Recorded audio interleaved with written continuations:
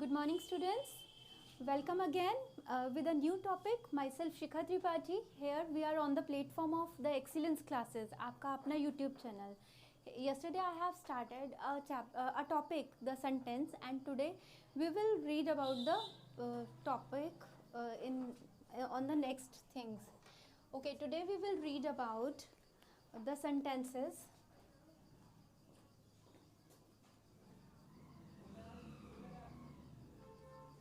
On the basis of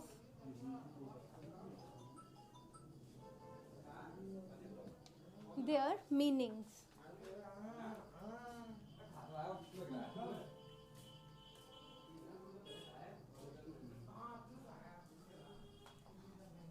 And structure. Okay, here we have read about the sentence on the basis of their meaning. Means कि हम लोगों ने ये पढ़ा yesterday class में कि sentences जो होते हैं वो कितने तरह के होते हैं. मीनिंग्स के अगर लेवल पे जाएं हम तो मीनिंग्स के आधार पे हम लोग देख सकते हैं कि जो सेंटेंसेस हैं वो 5 टाइप्स के होते हैं. First one is assertive sentences, जो मैंने आप लोग को बताया कि डिक्लेरेटिव सेंटेंसेस भी बोलते हैं उन्हें और स्टेटमेंट्स भी बोलते हैं. आफ्टर दैट सेकंड जो काइंड था दैट इज इंटेरोगेटिव सेंटेंसेस. उसके जब भी हम कोई भी क्वेश्चन पुट अप करते हैं that is the question sentences और interrogative sentences. After that third type जो हम लोगों ने पढ़ा that is imperative sentences. Imperative sentences में सारे कमांड, ऑर्डर्स और रिक्वेस्ट आते हैं. उसके बाद हम लोगों ने ऑप्टेटिव और एक्सक्लेमेटरी सेंटेंसेस के बारे में पढ़ा. ऑप्टेटिव सेंटेंसेस जहाँ पे हम लोग किसी को भी कर्स या ब्लेसिंग्स देते हैं, एंड एक्सक्लेमेटरी सेंटेंसेस वो सेंटेंसेस होते हैं जहाँ पे हम लोग अपनी फीलिंग्स को एक्सप्रेस करते हैं. And now we are going to start the things on the basis of structure. On the basis of structure, sentences can be of 3 types: simple, compound and complex. Okay.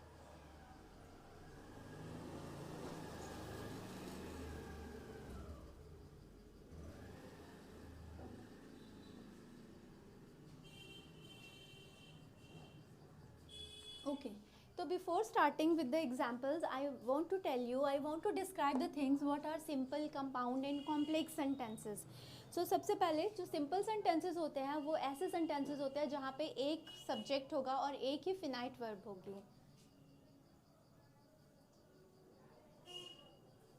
One subject plus one finite verb.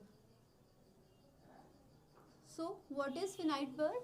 Finite verb is the verb that we use according to the tenses, according to the number and according to the person. ऐसी सारी verbs जो हम number, persons और जो things के according use करते हैं, जो tenses के according use करते हैं verbs, वो सारी verbs जो है वो finite verbs होते हैं. ओके जब हम कोई भी एक सिंपल सेंटेंस लिखते हैं उसमें हम एक पर्सन, एक थिंग, एक प्लेस या एक एनिमल के बारे में बात करते हैं. So just see some examples.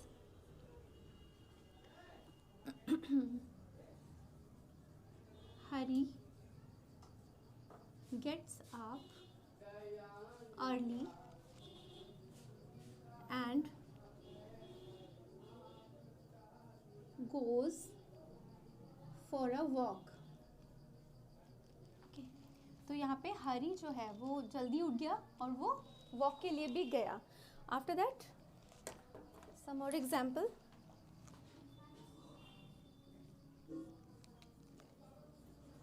The teacher taught us a new topic today.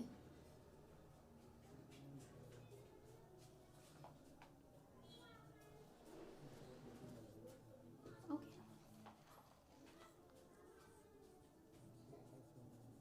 Mohan is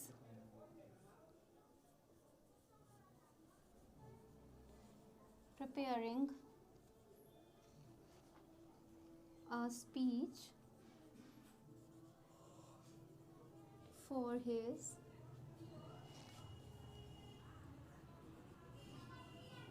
annual day.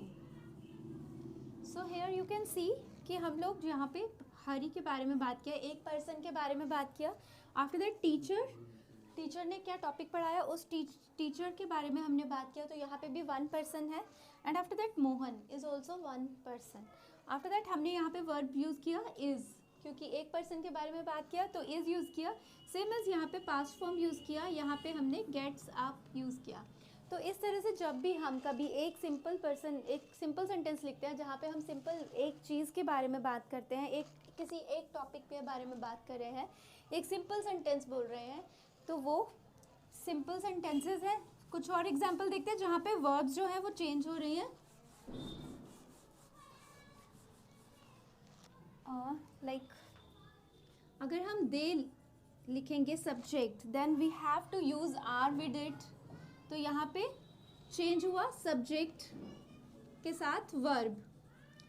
ठीक है, सेम एज अगर हम आई से कोई भी सेंटेंस शुरू करते हैं, आई अगर हमारा सब्जेक्ट होगा तो हम उसके साथ एम यूज़ कर सकते हैं, तो अगेन ये चेंज हुआ। और अगर मैंने ऐसे ही के साथ स्टार्ट किया तो मैंने इज़ लिखा, तो अगर ही एक सिंगुलर सब्जेक्ट है तो मैंने सिंगुलर वर्ब उसके साथ यूज़ किया।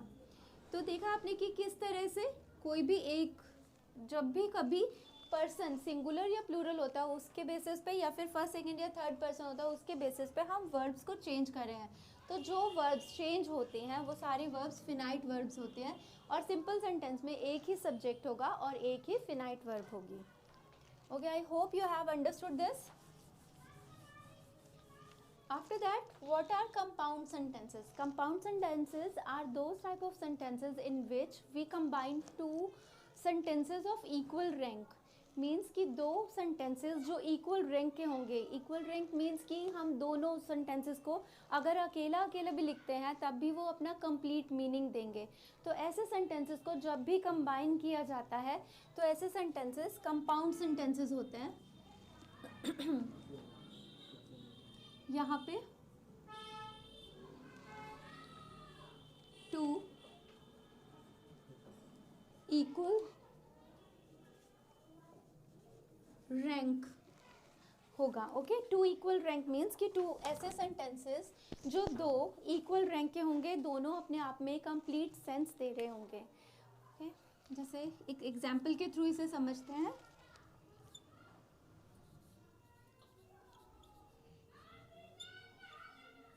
Mira is rich. Mira is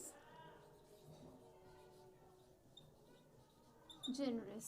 अब यहाँ पे अगर हम इस पार्ट में देखें तो यहाँ पे एक पर्सन है और उसी के अकॉर्डिंग हमने वर्ब यूज़ किया। मीन्स कि यहाँ पे एक सेंटेंस है जो अपने आप में कंप्लीट सेंस दे रहा है कि मीरा जो है वो एक रिच गर्ल है।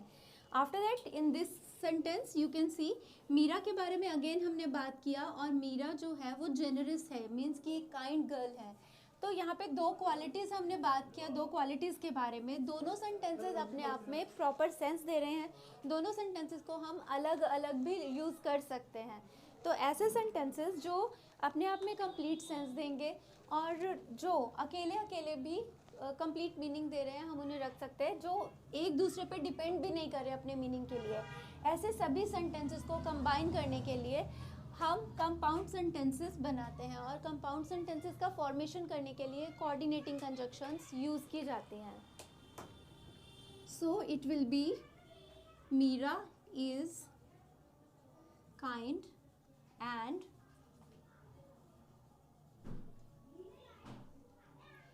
Mira is rich. Mira is rich and generous. ठीक है, rich भी है और generous भी है। After that,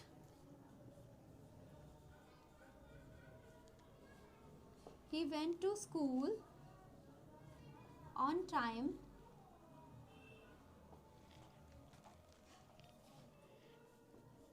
He came back home very late. So यहाँ पे क्या है, ही एक बॉय है जिसके बारे में हम बात कर रहे हैं कि वो जल्दी या ऑन टाइम स्कूल टाइम पे वो स्कूल चला गया था, but he came back home very late, पर वो घर बहुत लेट वापस आया। तो हम यहाँ पे इसको अगर कंबाइन करेंगे तो क्या होगा, he went to school on time but came back very late.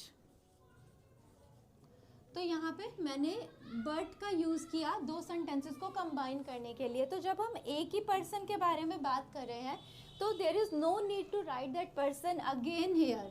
दोबारा से उसी पर्सन, अगर एक ही पर्सन है दोनों सेंटेंसेस में, तो दोबारा से उस पर्सन को जो भी नाउन या प्रोनाउन है, उस पर्सन का नेम है या कोई भी प्रोनाउन है यूज़ किया गया उसके लिए, उसको दोबारा से लिखने की ज़रूरत नहीं होती। यहाँ पे कोऑर्डिनेटिंग कंजक्शंस के थ्रू हम दो सेंटेंसेस को कंबाइन कर सकते हैं। Okay, after that see some more examples. यहाँ पे हम कंपेयर कर सकते हैं दो चीज़ों में, दो क्वालिटीज़ में, या फिर कॉन्ट्रास्ट भी कर सकते हैं, है ना, कि कोई एक क्वालिटी और डिसक्वालिटी है या कोई लाइक्स और डिसलाइक्स हैं, ऐसे कंपेयर भी कर सकते हैं। तो कोऑर्डिनेटिंग कंजक्शन से इन सेंटेंसेस को कंबाइन किया जाता है। कुछ और एग्जांपल्स देखते हैं हम इसके।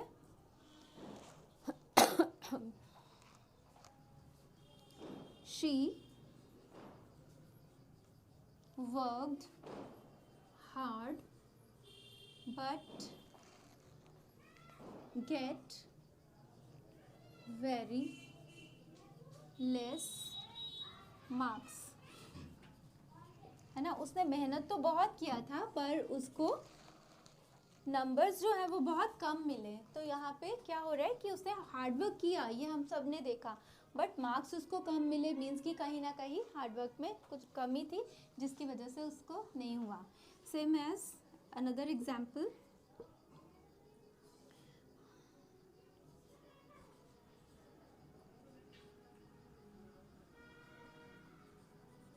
शीना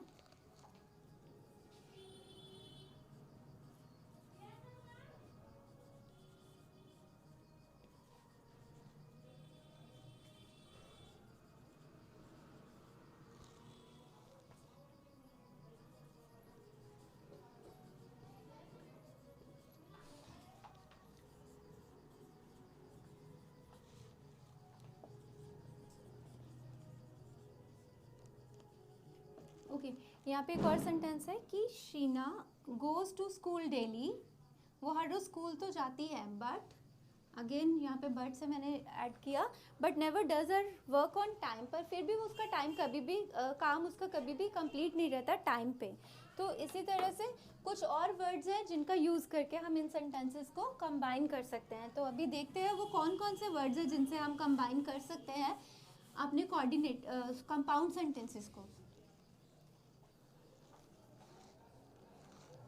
तो मैंने आपको बताया कि कोऑर्डिनेटिंग कंजक्शंस होते हैं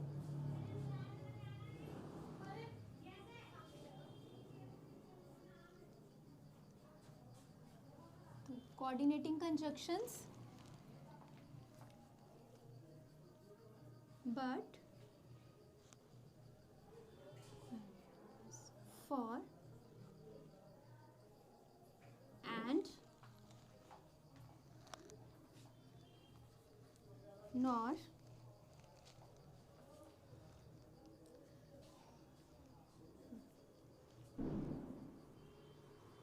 क्या ओके नॉर ओके सो। और इसके साथ साथ कोरिलेटिव कंजक्शंस जो है वो भी ऐसे कंपाउंड सेंटेंसेस को मेक करने के लिए, फॉर्म करने के लिए यूज़ में आते हैं। तो कोरिलेटिव कंजक्शंस में क्या है,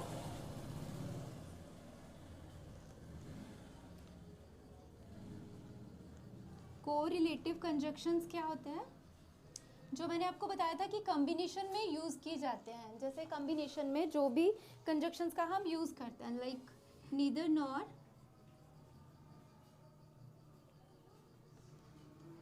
not only but also, either or, etcetera. ठीक है, तो ये दोनों ही तरह के कंजक्शंस हैं जिनके थ्रू हम फॉर्मेशन कर सकते हैं किसी भी कंपाउंड सेंटेंस का।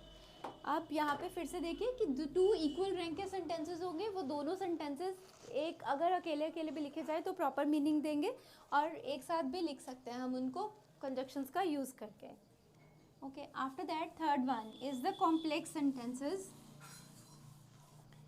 ओके, कॉम्प्लेक्स सेंटेंसेस क्या होता है, जहाँ पे हम दो क्लॉजेस को कंबाइन करते हैं, main clause and subordinate clause. Main clause जो अपने आप में एक ऐसा सेंटेंस होगा जो कंप्लीट सेंस देगा, बट जो सबऑर्डिनेट क्लॉज होगी वो उसको अपने मीनिंग को कंप्लीट करने के लिए फर्स्ट पार्ट पे डिपेंड करना पड़ेगा, या हम ये कहें कि उसे अपने मीनिंग को कंप्लीट करने के लिए मेन क्लॉज पे डिपेंड करना पड़ेगा।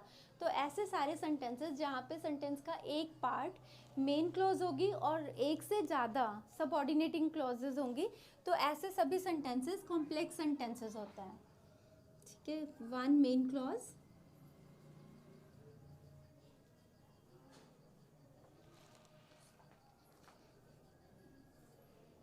one or more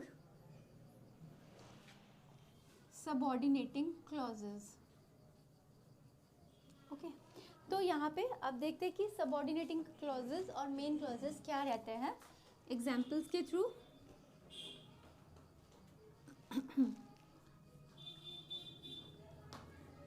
I am not able to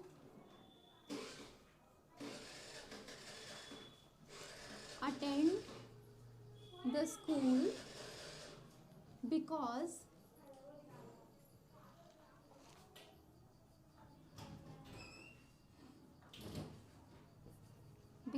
I am not feeling well। तो अब यहाँ पे आप देखिए स्टूडेंट्स, सेंटेंस में टू पार्ट्स हैं। ठीक है, फर्स्ट पार्ट है जो कंप्लीट सेंस दे रहा है, that is I am not able to attend the school. आज मैं स्कूल अटेंड नहीं कर पा रहा हूँ या कर पा रही हूँ, that is the main clause, क्योंकि ये अपने आप में कंप्लीट सेंस दे रहा है। एंड अनदर पार्ट जो बिकॉज से स्टार्ट हो रहा है, इसको आप देखें अगर, because I am not feeling well, तो बिकॉज मीन्स क्योंकि मैं ठीक नहीं हूँ, तो फिर क्या, अगर आप ठीक नहीं हो तो यहाँ पे कंप्लीट सेंस नहीं दे रहा ये पार्ट, तो इसीलिए ये सबऑर्डिनेट क्लॉज है। और इस पार्ट को अपने मीनिंग को कंप्लीट करने के लिए फर्स्ट पार्ट पे डिपेंड करना पड़ रहा है। लेकिन स्टूडेंट्स एक बात और ध्यान रखिए कि ऐसा ज़रूरी नहीं है कि जो मेन सबऑर्डिनेट क्लॉज है वो बाद में आएगी, या मेन क्लॉज ही हमेशा फिक्स पहले ही आएगी, ऐसा कुछ नहीं है। मेन क्लॉज सेंटेंस में कहीं भी हो सकती है, इसी तरह से सबऑर्डिनेट क्लॉज भी कहीं भी हो सकती है। तो कुछ और एग्जाम्पल्स के थ्रू हम अंडरस्टैंड करते हैं इसे।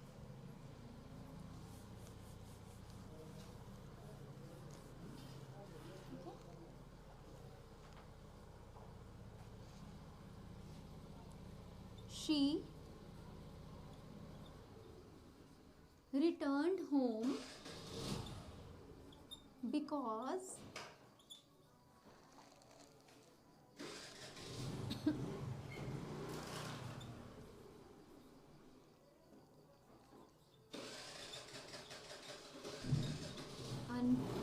अगेन यहाँ पे देखिए, शी रिटर्न्ड होम, वो घर वापस आ गई, because she was unwell.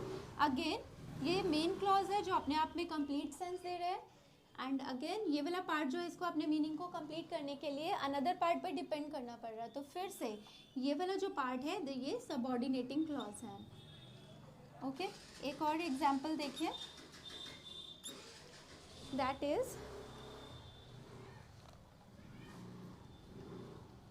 the village in which I live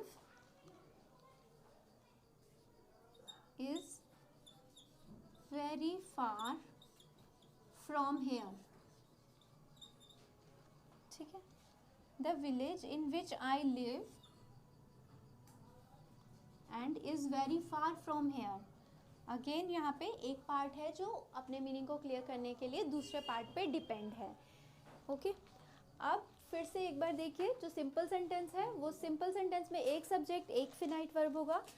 compound sentence में दो इक्वल रैंक के सेंटेंसेस होंगे जिनको हम कंबाइन कर सकते हैं कोऑर्डिनेटिंग कंजक्शन या कोरिलेटिव कंजक्शंस के थ्रू। आफ्टर दैट मैंने कॉम्प्लेक्स सेंटेंसेस बताए जहाँ पे एक मेन क्लोज होगी और एक सबऑर्डिनेट क्लोज होगी। तो सबऑर्डिनेट क्लोज को अपने मीनिंग को कंप्लीट करने के लिए मेन क्लोज पे डिपेंड करना पड़ेगा, लेकिन जो मेन क्लॉज है और सबऑर्डिनेट क्लॉज है वो कौन से वर्ड से कंबाइन होते हैं, they are the subordinating conjunctions. Subordinating conjunctions के बारे में डिटेल में मैंने अपने कंजक्शन चैप्टर में बताया था। If you want to know you can watch the video. Okay, now we will do the practice with some examples.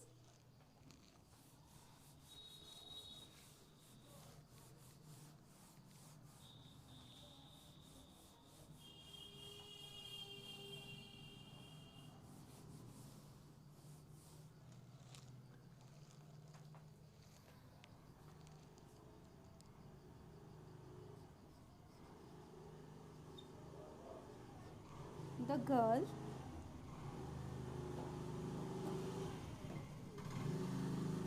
who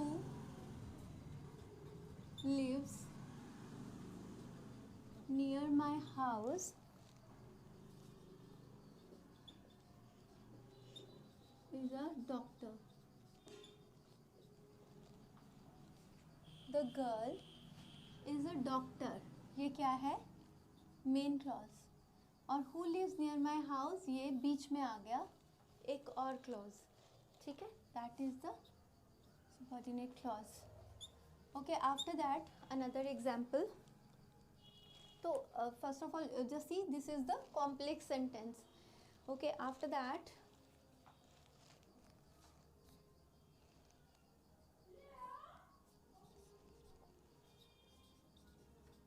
Mr. Sharma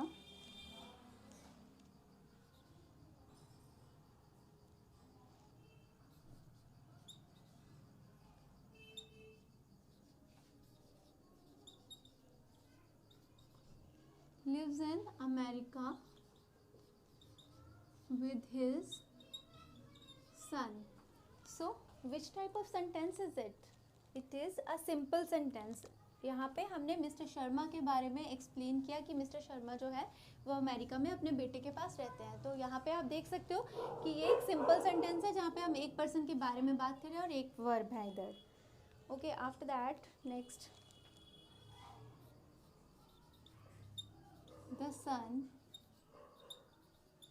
rises in the east and sets in the west. So can you identify this sentence? यहाँ पे देखिए, the sun rises in the east, again the sun sets in the west. यहाँ पे दो equal rank के sentences है और हमने उन्हें and से कंबाइन किया है. So again this is the compound sentence.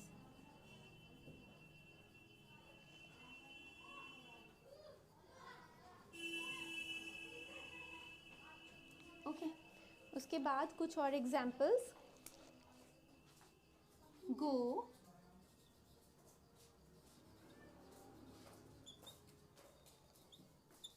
wherever you like. मतलब जाओ जहाँ तुम्हें जाना है. तो यहाँ पे भी जो सेंटेंस है वो क्या है? First is go, after that another part is wherever you like. So if you will write down wherever you like, it will not give you the complete sense. So it has to depend on the first part to complete its meaning. So again it will be complex sentence. Okay, I hope you are understanding with the examples.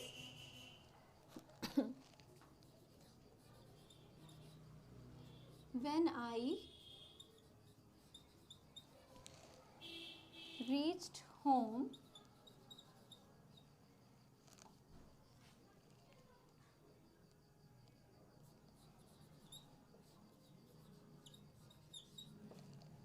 the party has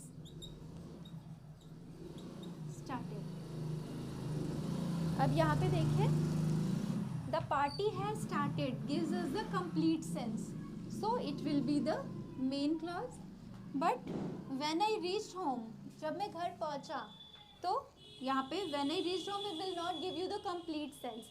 It has to depend on the second part to complete its meaning. So it will be the subordinate clause and the sentence is complex. Okay.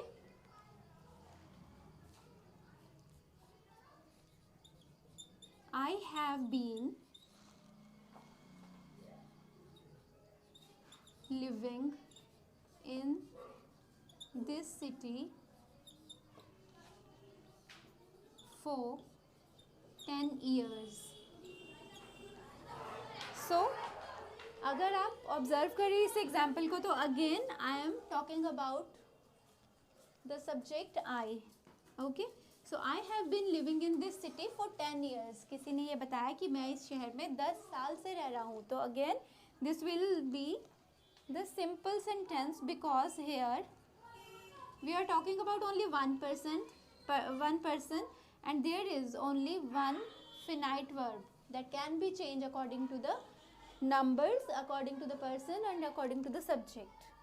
So students, I hope you have understood the topic, the sentence on the basis of their structure.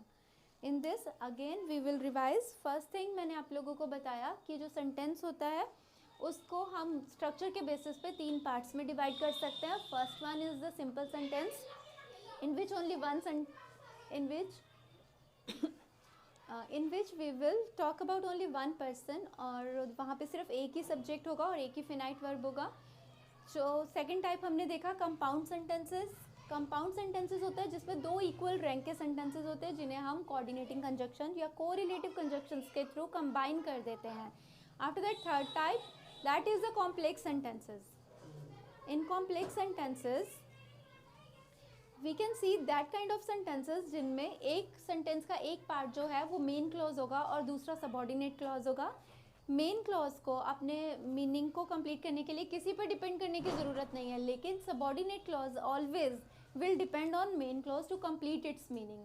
जब भी उसको अकेला लिखा जाएगा subordinate part को तो वो complete sense नहीं देगा, बट उसको कंप्लीट करने के लिए हमें मेन क्लॉज की ज़रूरत रहेगी. ओके, तो I hope you have understood the things which I want to clear you. Thank you very much for watching my video.